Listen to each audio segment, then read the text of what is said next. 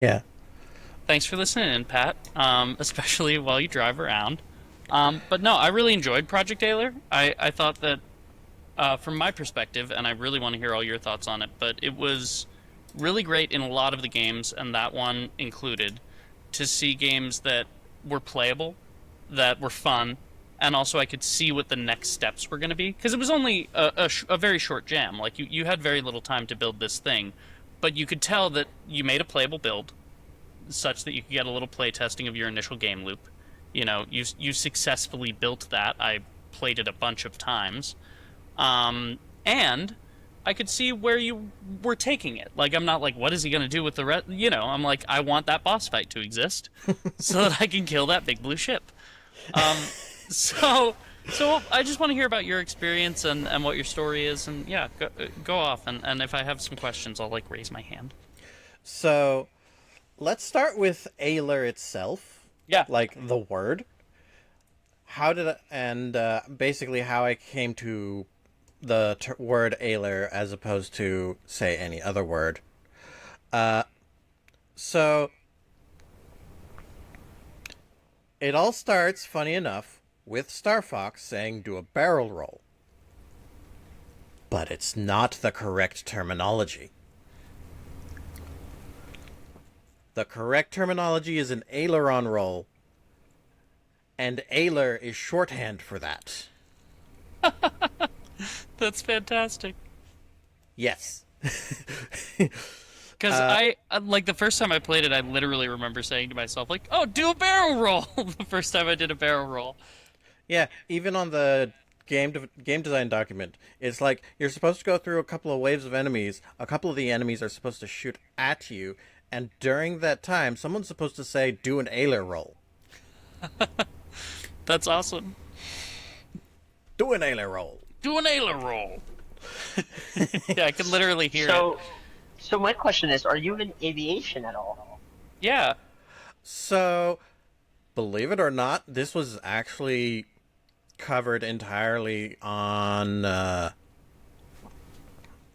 am not in aviation at all, uh, but this was covered via a one of their better episodes of Game Theory. Oh, gotcha. Game Theory's a podcast? Yeah? Game Theory is a YouTube series It's a YouTube series. I haven't watched it myself, but I've or a I've YouTube heard that channel. name before. Yeah, if you look up Game Theory Star Fox, you might find it. I'll give that a watch later. I mean, that's great. We can give them a huge shout out because it's crazy, how it trickles down. Mm-hmm. All of a It sudden, really is. they did this theory, and then you make a game to address the fact that people were doing barrel rolls, but they're not really barrel rolls. They're Yeah, rolls. So, yeah. A barrel roll is a spin in a very large, wide barrel. Yeah. Yeah, it's going like this. Yeah, Yeah, yeah. you're It's you're going like that more so yeah, than you are just spinning, yeah. right? Versus aileron, which is Yeah. Yeah. No, that's it's very interesting. Which I didn't know that, and I have a tiny bit of experience in aviation. And I believe Pat has some tiny experience in aviation too, perhaps less small than mine. But I was like a licensed drone pilot. Like I passed an FAA test, and I've done that role with my drone and was calling it the wrong thing. Apparently, do an aileron roll. do an Aler roll. I love that. So I guess some of my questions for you just in the jam itself and in making this game because it really from my perspective not having been in the development process, right? You ended up with a really clean build that again, I could see where it was going and things that needed to be added, but it felt like you really like set some goals for the jam and achieved them and got a stable build out there. Was that your experience? What were some of the challenges there? What were some of the things you thought might get done that didn't, or did you just fully surpass what you thought you could get done in a week? So my end goal for the game jam was to get one level and one boss done. Okay. The boss didn't get done. However, visually, this boss was done. Yeah. Can we talk about that wave system though? Because that wave system is clean. Like, you might have not gotten the boss, but you got the wave system down. I Yeah. remember. I think I went to the showcase that you guys had, and I believe they were scriptable objects. Yes, yes, they were Oh, scriptable cool. objects. Like each wave was a scriptable object. Really cool. Really cool. What were some of the like settings on those scriptable objects? So let me go ahead and pull the project up. Or I guess I should say values on those scriptable objects, but I think we all know what I mean. Yeah, because obviously there's a prefab involved. A couple. I was about to say, probably more than one. Just gonna make a guess.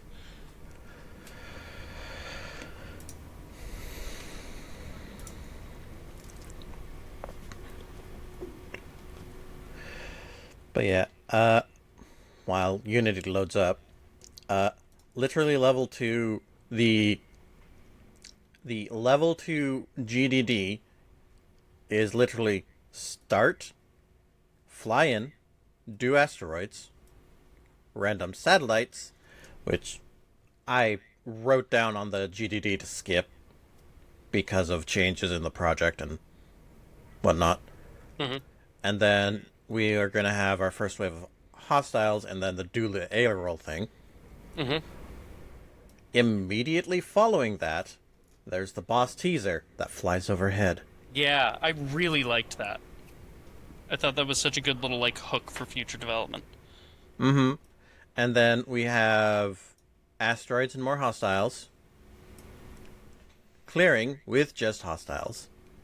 And then the boss introduction, and then the boss. And Initially, in this version, there was supposed to be 3 levels total. Okay. That was the initial. However, things happen. They do. They do.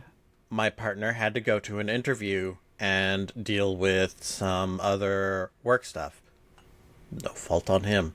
I'm not going to blame him at all. I Yeah. just have to adjust. Yeah. And adjusted I did. I mean, you did so really well. Like, as I sort of went into this saying, like, it felt like you had made a really clean build that demonstrated, you know, the core gameplay of it, and immediately you could tell where you were going to take the idea. So that's honestly more commendable, because life happens, right? Especially in a week-long jam. It sounds like you were at sort of half manpower there. And yeah, well done. How early did you know you were going to have to make adjustments, and how did you sort of prioritize that process? So, I was told beforehand, as the jam was starting, that he might need to take like half of the jam off. So I was expecting like basically Wednesday for me to just fly on my own for the rest of it. And then I immediately established that that was going to be the polishing phase of the game jam, where I add audio and visual and finishing touches and whatnot. Get as much done as I could, so to speak. Nice. And So then I believe. Wait a minute. I believe that the audio is something that's very familiar in my experience with Game Dev HQ. Was that from the Galaxy shooter? yes, Okay, that's what I thought. It was a much better use of it. Honestly, I kind of loved it. It kept me on my toes. Good sound choice. yep. Now let me grab a wave. Now that it's loaded up.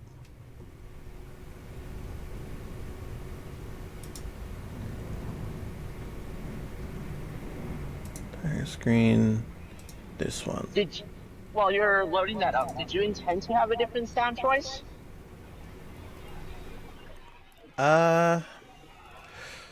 I was hoping to find a different sound choice, but then I was like, this is the best one for the job, and there aren't really that many audio audio assets in Filebase. And I couldn't find one that fit as well as the one that was used for the audio core, or for the space shooter course. Yeah. Makes sense. I thought it fit pretty well. I want to see what you're doing here, and then I have other questions about the process, but I want to see these, like, scriptable objects. Yeah. So, we have the prefab target a position, a series of positions. We'll get back to why there's more than one. And then rotations, timings, and then a check mark if it's random or not. Otherwise, you're going to get a bunch of asteroids in a straight line. Right. And then a field ID, which isn't used with the exception of the boss. So is random spawns referring to spawn location or the prefab being targeted? Random spawns refers to the spawn location. It's why everything in asteroids is at 0-0. Right, and then you had the ships that were coming in lines that weren't randomly spawning and probably within those elements had, yeah. Yeah. Yeah. Yep, that makes sense. We have attacker ships, and then we have sentry ships. Basically, I made 4 sets of spawning objects. These are quite literally just wave. Yeah. Wave scriptable objects. And then the real trick actually has to do with the spawn plane object.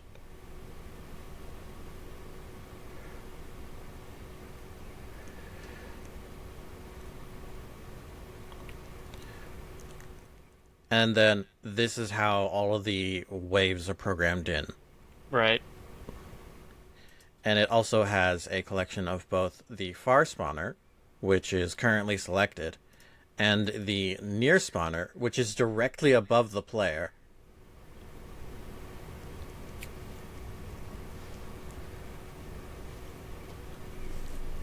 Interesting.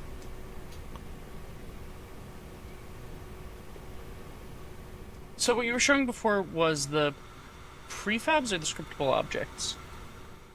For those The enemy scriptable waves? objects. Those are the scriptable objects straight up, right? Okay, cool. Yeah. And then you just have the spawn manager running them. Where were you with the boss? How was that going to work? Was it going to have some movement of its own? Like, what was the design for it? So the idea was the boss was going to spawn a number of things. Mhm. And then the boss would eventually be forced to flip onto basically... It was supposed to flip kind of like from this to this. Or Gotcha. No, more like this. Because let me actually just show you the boss prefab. The thing that was teased that you could never really get to see. Yeah, And I was interested the way I 'cause actually set that up. I know my favorite part of the old N64 Star Fox game was the boss fights and how distinct they were. So I was guessing that you were going to do something like that, where the boss like comes in but stays sort of stably in front of the player as the player moves forward, and then you have prolonged combat, and it's sort of spawning things, and you have, various other mechanics coming into that. Yeah, let me just go ahead and just open up the boss prefab. Because this was also a cool bit of, this was also a cool trick.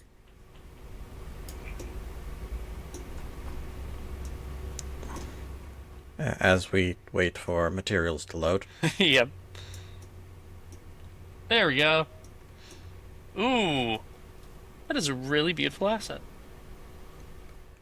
It's multiple assets. Oh. So, yeah, did you Frankenstein together stuff on Filebase? How did that, So the way this boss was actually built is actually using just like a couple of sets of assets. The Greeble, which recently I basically found it on Filebase and was like, that's a term. It turns out it's quite literally just technological noise. Makes sense. Mm-hmm. We love a good Star Trekian made up sci-fi word. Yeah. And then the actual boss itself is made up of entirely from these ships from Space Dreadnought 11. Gotcha. Because, like, the player is going to be mostly looking at it from this angle.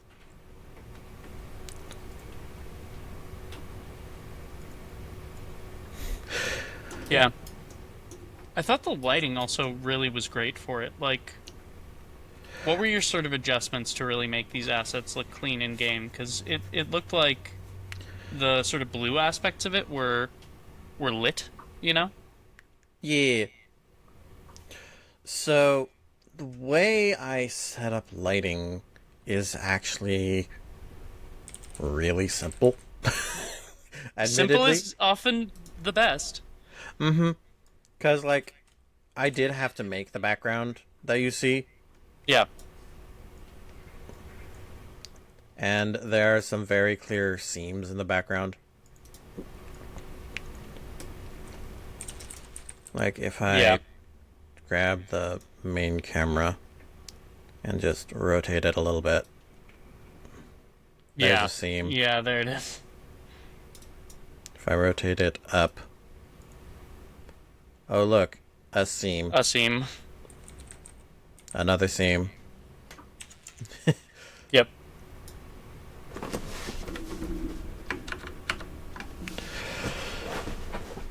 So, I was hoping that the camera and the player would just, like, not show the seams. It I mean, wouldn't see I the think seam. you did that successfully. I certainly didn't actually see any. And I'm still it's just very cool what you did with the. I was really wondering about the boss asset because it looked like it was a file-based asset, but I couldn't figure out which one, and now I understand that it was a bit of a Frankenstein. Yeah, it was more than one. It was you kind of putting the puzzle pieces together. And I was like, it looked really good. Like it worked. It worked really well. Yeah. I'm gonna take that skill and attempt to put it in my back pocket because that like really made a unique asset that, no pun intended, was greater than the sum of its parts. Well, I guess my main question right now, and I was meaning to ask this earlier, but and there's no wrong answer about this, but like, is this a project that you see yourself continuing to work on after the jam, or is it something that you are sort of happy with now and are going to use as like a portfolio piece or, you know, something along those lines moving forward? Honestly, I want to move forward with this project because it is a really solid foundation of what I have like set up at the moment. Yeah. I think I think you should, frankly. Like, it's very playable, and I see where it can go. Like, adding a little more polish to this and adding a little more functionality, you know, completing your game design document, I think you'd have a really solid little game. And whether or not you want that to just over here is the game remain a design portfolio piece, or oh yeah, I would love to take a look at this actually. Yeah. So here's the main project information. Forgive my ignorance. What are you using to make this? This is called Obsidian. Oh, this is Obsidian. Yeah, I haven't used Obsidian. I've heard a lot about it, but I haven't used it myself. I told you about Obsidian. You did. I just haven't used it. Yeah, both me and my partner for this project used Obsidian, so we were quite literally on the same page from day one. That's awesome. So, can you actually go to the network part of Obsidian? I love the graph, honestly. I wanted to see where your game was going in a brainwave kind of thing.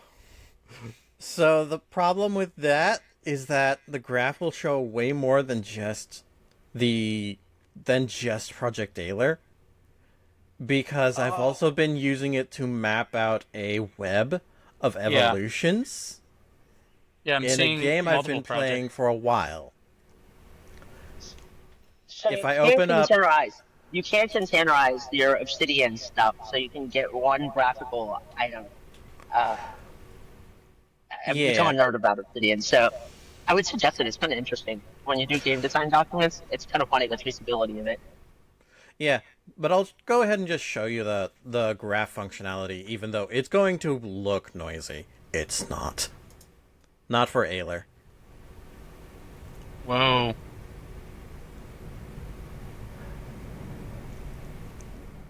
And as I said, this is me trying to map out evolutions. Yeah. Yeah, I remember Pat showing me this feature on Obsidian a while back. It's my favorite feature of Obsidian. It's Not really gonna lie. cool. It's really cool. And then this is level 2. The one level that we actually put on. Because level 1 is supposed to be a tutorial / introduction. And then level 2 is where, oh, we're here now. And then level 3 is going to be very interesting because there's supposed to be like a full-on environmental shift halfway through and Oh, a cool. mini boss. What's the environmental shift?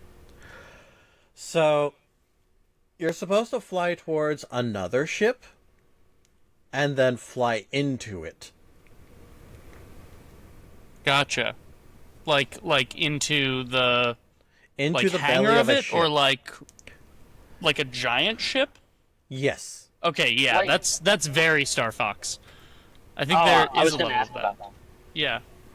I was like imagining like that Star Wars scene where like one ship falls into another to destroy it. Is that what you're talking about, or literally Star Mm-hmm. Fox? I guess? Oh, it is. Dope. Wait, then I'm confused. Is it going inside of a gigantic ship, or is it like a ship destroying another ship in a collision? It's supposed to be going inside a gigantic ship. Yeah. Very Star Fox. Very Star Fox. I think that happens in at least one of the Star Fox levels, though. I'm relying on decades old And- memories of that game. And this is supposed to be the ship they went inside. Okay, just made huge. Did you Just- test like the asset at that scale to see if it works? I did not, unfortunately, because That'd be I didn't interesting. have time. Yeah, yeah. I was focused more on just like, if level 2 got done, then the next step would have been to get either level 3 or level 1 in. Makes And total this would sense. have been like half of level 3, you staring at this, and then Yeah. you being taken inside. Super interesting. Well, So, Pat, do you I know have any it's at the top of the hour, and I know we've taken up a lot of your time, but I really love your game. So my question, and you can leave it as a teaser if you'd like.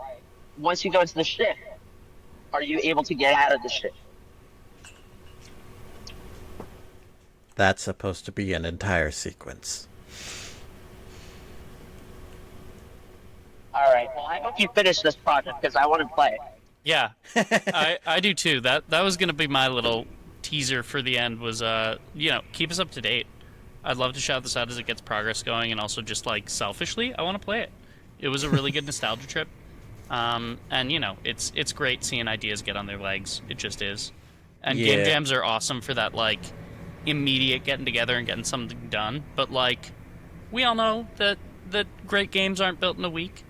And to me, like, the most impressive thing of a game jam is if you continue the game thereafter and really tighten it up and finish it. So, like, cheers to you. I'm rooting for you to get that done. That's awesome. And yeah, good Will luck. do. Let us know if you need any, indies help indies. If you have any questions, Pat's a flippin' genius. I believe you're also in the accelerator program, so you already have Yes, resources to ask that's people. That's what But I hear. but if we can be of any additional help, just let us know. We really like seeing games come together. Mm-hmm. Awesome. Yes. Well, thank you. If you want, we'll let you know if we put this out in a social media post, and if you want us to sort of tag you or tag anything of yours in it, just let me know what links to hit up or how to list you. Because currently you're in All as right. Tatazaki. I can do that. I can do your real live name, whatever is sort of the best thing. You can just sort of send me a little poke on that. Does that All make right. sense? Sounds good. All right, awesome. Well, have a Thanks, great rest of Cameron. your day. Thanks so much for taking the time, Cameron. And I hope we speak again soon. Likewise. All right. Bye, man. Later, man. Later.